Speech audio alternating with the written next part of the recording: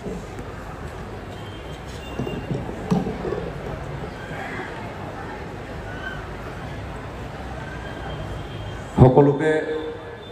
নমস্কাৰ জনাইছোঁ। আজি আমি সকলোৱে সমবেত হৈছোঁ অসম চৰকাৰৰ সাংস্কৃতিক পৰিক্ৰমা বিভাগ আৰু টাই আহোম উন্নয়ন পৰিষদৰ উদ্যোগত শিৱসাগৰ জিলা প্ৰশাসন আৰু আটাছুৰ নাজিৰা মহ সমিতিৰ সহযোগ তথা বৃহত্তৰ নাজিৰাবাসীৰ ৰাইজৰ সহযোগত আয়োজন হোৱা চুকাফা দিৱসৰ কাৰ্যসূচীত জয়তে আপোনালোক সকলোলৈ মোৰ আন্তৰিক শ্ৰদ্ধা আৰু সম্ভাষণ জ্ঞাপন কৰিছোঁ। আজিৰ মঞ্চত উপবিষ্ট অসম চৰকাৰৰ জ্যেষ্ঠ মন্ত্ৰী পীযুষ হাজৰিকা ডাঙৰীয়া, শ্ৰদ্ধাৰ অন্য এগৰাকী জ্যেষ্ঠ মন্ত্ৰী যোগেন মোহন ডাঙৰীয়া, সোণাৰী বিধানসভা সমষ্টিৰ সন্মানীয় বিধায়ক ধৰ্মেশ্বৰ কোঁৱৰ ডাঙৰীয়া, থাওৰা বিধানসভা সমষ্টিৰ সন্মানীয় বিধায়ক সুশান্ত বুঢ়াগোহাঁই ডাঙৰীয়া, টাই আহোম ডেভেলপমেণ্ট কাউন্সিলৰ অধ্যক্ষ ময়ূৰ বৰগোহাঁই ডাঙৰীয়া, আজিৰ এই অনুষ্ঠানৰ নিৰ্দিষ্ট বক্তা হিচাপে আমন্ত্ৰণ কৰি অনা ডক্টৰ বন্তি ৰাণী গগৈ ডাঙৰীয়ানী, আজিৰ মঞ্চত উপবিষ্ট অসম চৰকাৰৰ সাংস্কৃতিক পৰিক্ৰমা বিভাগৰ সঞ্চালক ৰাহুল দাস ডাঙৰীয়া, বিশিষ্ট সমাজকৰ্মী বিদুপন ৰাইডঙীয়া ডাঙৰীয়া, শিৱ ভদ্ৰা ডাঙৰীয়া, নাৰায়ণ লাহন ডাঙৰীয়া, মৃদুল মহন্ত ডাঙৰীয়া, আমাৰ উদীয়মান সাংস্কৃতিক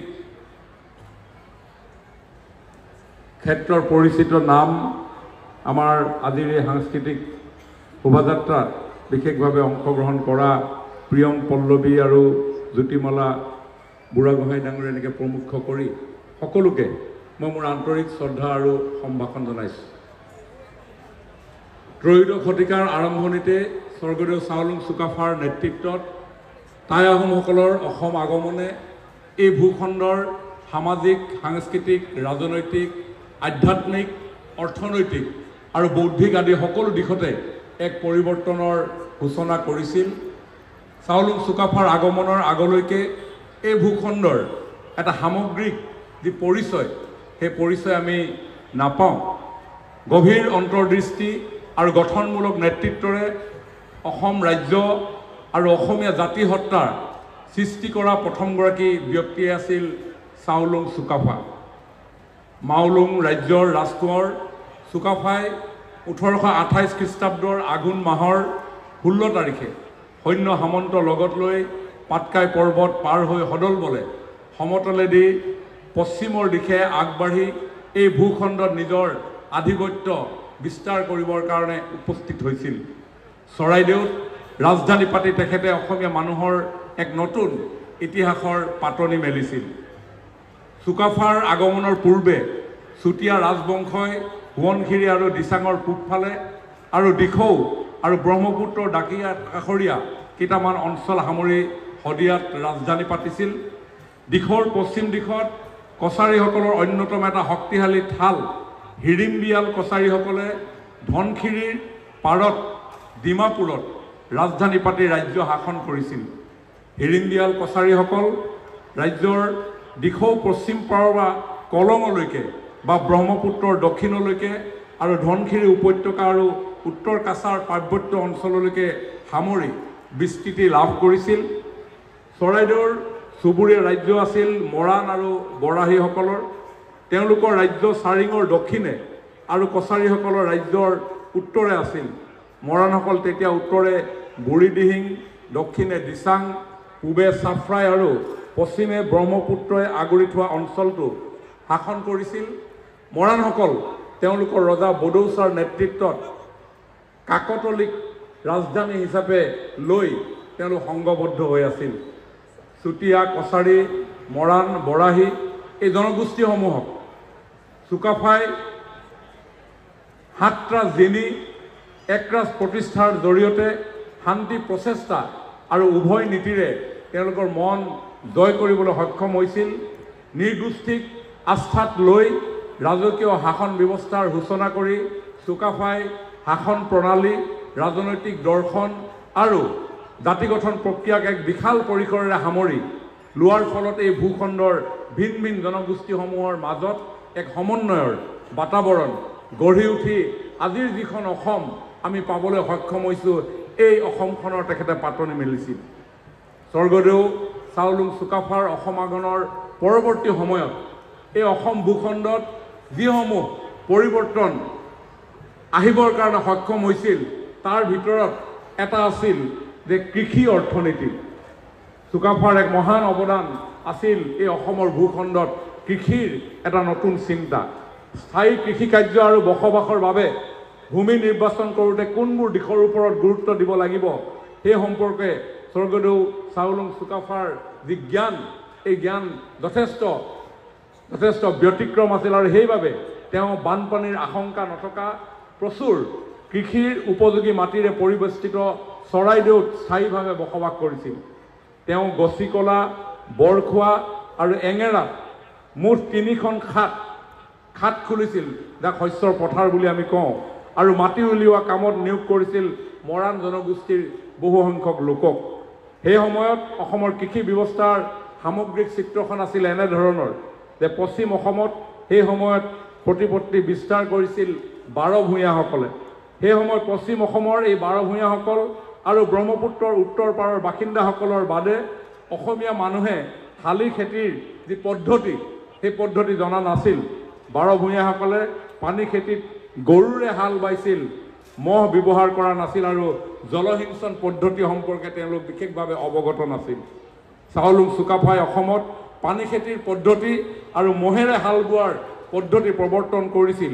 তেওঁ লগতে দক্ষিণ পূব এছিয়াৰ জন্মভূমিৰ পৰা আঠাযুক্ত বৰা ধানৰ সঁচ লৈ আহিছিল আৰু অসমতো ইয়াৰ প্ৰচলন আৰম্ভ কৰিছিল। এই নতুন কৃষি পদ্ধতি মৰাণ আৰু বৰাহীসকলে অতি সহজেই গ্ৰহণ কৰি পানী খেতিৰ সূচনা কৰিছিল। এনেদৰেই চুকাফাই পূব অসমৰ গ্ৰাম্য জীৱনৰ স্বৰূপ সলনি কৰি পেলালে আৰু জনসাধাৰণক এক নতুন সৰল জীৱিকাৰ যি পদ্ধতি প্ৰদান কৰিলে, সি এক সমৃদ্ধিশালী অসমৰ বাট মোকলাই দিলে, যাৰ ভিত্তিত আজি অসমৰ সামগ্ৰিক এটা পৰিচয় আমি পাবৰ কাৰণে সক্ষম হৈছোঁ। তেখেতৰ কৃষিৰ উপৰিও ৰেচম ক্ষেত্ৰখনত বিশেষ অৱদান মই ভাবোঁ আজিৰ এই দিৱসটিত তেখেতক স্মৰণ কৰাৰ মুহূৰ্তত আমি উল্লেখ কৰিব লাগিব।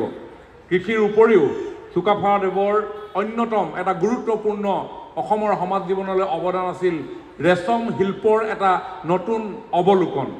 চুকাফাৰ দিনৰ পৰাই অসমীয়া ৰেচম, মুগা আৰু পাট প্ৰস্তুত কৰা এটা সমৃদ্ধিশালী পৰিৱেশ আজি অসমত গঢ় লৈ উঠিবলৈ সক্ষম হ'ল। আৰু ই এনেদৰে গঢ় লৈ উঠিল যে আহোম ৰাজত্বৰ কালচোৱাত অসমীয়া মানুহে বাহিৰৰ পৰা সাজ পোছাক আমদানি কৰাৰ আৰু তেতিয়া প্ৰয়োজন হোৱা নাছিল। তেওঁলোকৰ উদ্যোগতে অসমত ৰেচম শিল্পৰ এটা ভেটি স্থাপিত হ'ল। বৰাহী, কছাৰী, দেউৰী, চুতীয়া আদি জনগোষ্ঠীবোৰে কপাহৰ সূতা আৰু সাজ পোছাক বা এৰী সূতা আৰু সাজ পোছাক তৈয়াৰ কৰিব জানিছিল। তাৰ সৈতে চুকাফাই মুগা পলু আৰু মুগা সূতা প্ৰচলন কৰি অসমৰ ৰেচম শিল্পৰ মাজত এক নতুন মাত্ৰা সন্নিৱিষ্ট কৰিবৰ কাৰণে সক্ষম হ'ল। আহোম শাসন ব্যৱস্থাত এটা গণতান্ত্ৰিক চিন্তাৰ উন্মেষ ঘটিছিল। আহোম স্বৰ্গদেউসকলৰ যি দূৰদৰ্শী চিন্তা আৰু প্ৰজাবোৎসল চেতনাই এই ভূখণ্ডত এক নতুন প্ৰশাসনিক ধাৰণাৰ উন্মেষ ঘটাইছিল, যিখিনি কথা কিছু পূৰ্বে পীযুষ হাজৰিকা ডাঙৰীয়াই তেওঁৰ বক্তব্যত কৈছে। আহোম শাসন ব্যৱস্থাটোৰ যি মূল মৰ্মস্থল, এই মৰ্মস্থলত আছিল প্ৰজা আৰু তাৰ মাজত উন্মেষ হৈছিল গণতান্ত্ৰিক ব্যৱস্থা। বিভিন্ন বিষয়বাবৰ সৃষ্টি কৰি আহোম প্ৰশাসন প্ৰণালীটোক গতিশীল কৰি তুলিবৰ কাৰণে প্ৰয়াস কৰা হৈছিল। ভাৰতবৰ্ষৰ ৰাজ্যসমূহত নথকা এটা ৰাজকীয় শাসন ব্যৱস্থা আহোমসকলে প্ৰতিষ্ঠা কৰিছিল। সেয়া আছিল ৰজা নিৰ্বাচনৰ পদ্ধতি আৰু প্ৰয়োজন হ'ল ৰজাৰ ভঙাৰ তেনেধৰণৰ পদ্ধতিও। আহোম স্বৰ্গদেউসকলে বিভিন্ন বিষয়বাব প্ৰদানৰ ক্ষেত্ৰত যোগ্যতাক বিশেষভাৱে গুৰুত্ব আৰোপ কৰিছিল। বিভিন্ন ধৰ্ম আৰু সম্প্ৰদায়ৰ মানুহক যোগ্যতা অনুসৰি বিভিন্ন ধৰণৰ উপাধি প্ৰদানেৰে যাতে এই গণতান্ত্ৰিক এটা পৰম্পৰা অক্ষুণ্ণ ৰাখিব পাৰে, তাৰ এটা নতুন ধাৰণাৰ সৃষ্টি কৰিছিল। বিভিন্ন ধৰ্ম আৰু সম্প্ৰদায়ৰ মানুহক লৈ পাইক প্ৰথা আহোম শাসনৰ এটা অন্যতম গুৰুত্বপূৰ্ণ অংশ। এই পাইকসকলে আলি বন্ধা, পুখুৰী খন্দা, দৌল দেৱালয় নিৰ্মাণ কৰা, ৰাজহাউলি সজা, গড় বন্ধা আৰু যুদ্ধৰ সময়ত যুদ্ধলৈ যোৱাৰ দায়িত্বও সমান্তৰালভাৱে পালন কৰিছিল। আহোম ৰজাসকলৰ প্ৰশাসনীয় নীতি আছিল একক। এই নীতিয়ে অসমৰ প্ৰতিজন নাগৰিককে সামাজিকভাৱে আৰু ৰাজনৈতিকভাৱে দায়বদ্ধ কৰিছিল। আহোমসকলে যি প্ৰশাসনিক ব্যৱস্থাৰ প্ৰৱৰ্তন কৰিছিল, অসমৰ স্থানীয় জনগোষ্ঠীসমূহৰ বিভিন্ন উপাদানক উদাৰ চিত্তে স্বীকাৰ কৰি তাক প্ৰশাসনৰ অংগীভূত কৰি লৈছিল। বিভিন্ন জনগোষ্ঠীয় বিধানক ৰাজকীয় বিধানলৈ পৰিৱৰ্তন কৰি অসমীয়া সমাজ জীৱনক সংঘবদ্ধ এটা ৰূপ প্ৰদান কৰাৰ প্ৰয়াস কৰিছিল। গ্ৰাম্য অৰ্থনীতিটো স্বৰ্গদেউসকলৰ যি ভূমিকা, সেই ভূমিকা আছিল অনন্য। মোমাই তামুলী বৰবৰুৱাই গ্ৰহণ কৰা যি নীতি, সেই নীতিয়ে কেৱল শাসন ব্যৱস্থাকেই নহয়, তৃণমূল পৰ্যায়ত অৰ্থনীতিৰ এক নতুন ভেটি গঢ় দিয়াৰ ক্ষেত্ৰত বিশেষ অৰিহণা যোগাইছিল। হৰনাথ বৰুৱা সদাৰিমনৰ বুৰঞ্জীত এনেধৰণে উল্লেখ আছে, পাছে মোমাই তামুলী বৰবৰুৱা পাতিলে, তাৰে পৰা বৰবৰুৱা নামে বিষয় হ'ল। এওঁ বৰবৰুৱাই বচা, দৈয়াং ও নগাঁও প্ৰভৃতিৰ মানুহবোৰক নিবদ্ধ কৰি জাতি জাতি খেল খেল কৰি গাঁও চুবুৰী পাতিলে। কামৰূপতো দক্ষিণ পাৰৰ পৰা আৰু আন ঠাইৰ পৰা তাঁতীসকলক নি শুৱালকুছিত পাতিলে আৰু তেলীসকলকো আন আন ঠাইৰ পৰা আনি ৰামদিয়াত পাতিলে। ঠিক তেনেধৰণে অন্য এগৰাকী বুৰঞ্জীবিদ সৰ্বানন্দ ৰাজকুমাৰে লিখিছে যে গাঁওবিলাক পাতোঁতে প্ৰত্যেক গাঁও যাতে স্বাৱলম্বী হ'ব পাৰে তালৈ তেওঁ লক্ষ্য কৰিছিল। সেইকাৰণেই জাতৰ আৰু সকলো কামৰ মানুহ একেখন গাঁৱত পাতিছিল। সেয়ে হোৱাত ইজনে সিজনৰ ওপৰত নিৰ্ভৰশীল হ'বলৈ শিকিলে আৰু সকলো ধৰণৰ কৃষ্টি আৰু সভ্যতা লগ লাগি এটা জাতীয় কৃষ্টি আৰু সভ্যতা গঢ়ি উঠি একতা পাশত আবদ্ধ হৈ এটি অসমীয়া জাতি গঠনত সহায় হ'ল। এইখনেই স্বৰ্গদেউ চাওলুং চুকাফাই সপোন দেখা বৰ অসম।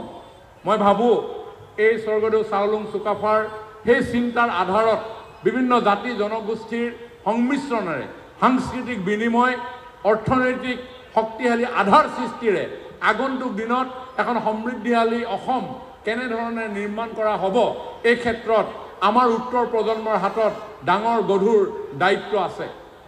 আমি সকলোৱে জানো যে এই জাতি সত্তাক ভাৰতবৰ্ষৰ বিভিন্ন ঠাইৰ লগতে বিশ্ব মানচিত্ৰটো প্ৰতিষ্ঠা কৰাৰ মানসেৰে আজিৰ আমাৰ মাননীয় মুখ্যমন্ত্ৰী ডক্টৰ হিমন্ত বিশ্ব শৰ্মা ডাঙৰীয়াই যিসমূহ উদ্যোগ গ্ৰহণ কৰিছে, এই উদ্যোগসমূহ পূৰ্বতে কেতিয়াও কোনেও তেনেধৰণে নতুন উপস্থাপনে আগুৱাই লৈ যোৱাৰ প্ৰয়াস কৰা নাছিল।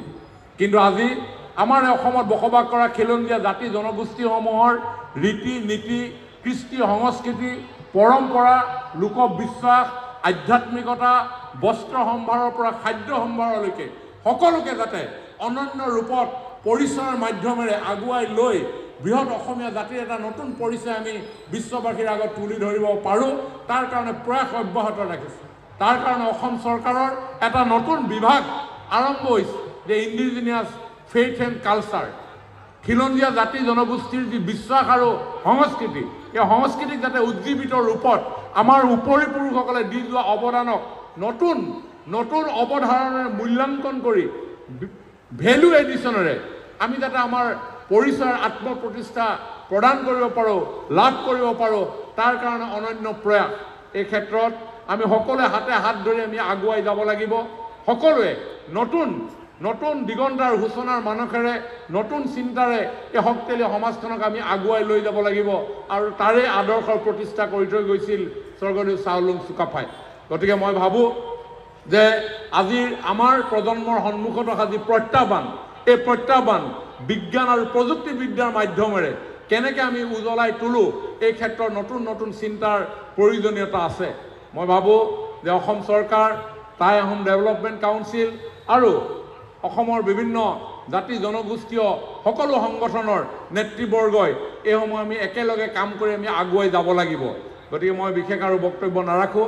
আজিৰ এই পবিত্ৰ মুহূৰ্তত পুনৰ এই আধুনিক অসমৰ ভেটি গঢ় দিয়া এই মহান ব্যক্তিগৰাকীৰ প্ৰতি গভীৰ শ্ৰদ্ধাঞ্জলি জ্ঞাপন কৰিছোঁ আৰু তেখেতে দি যোৱা আদৰ্শৰে যাতে আমাৰ নতুন প্ৰজন্ম অনুপ্ৰাণিত হয় তাকেই কামনা কৰি পুনৰবাৰ এই নাজিৰাত আজি অসম দিৱস উদযাপন কৰিবৰ কাৰণে মাননীয় মুখ্যমন্ত্ৰী ডাঙৰীয়াই আমাক যি দিহা পৰামৰ্শৰে অনুপ্ৰাণিত কৰিলে মাননীয় মুখ্যমন্ত্ৰী ডাঙৰীয়াক পুনৰ মই ধন্যবাদ আৰু কৃতজ্ঞতা জ্ঞাপন কৰি মই মোৰ বক্তব্য সামৰণি মাৰিছোঁ। সকলোকে নমস্কাৰ, ধন্যবাদ।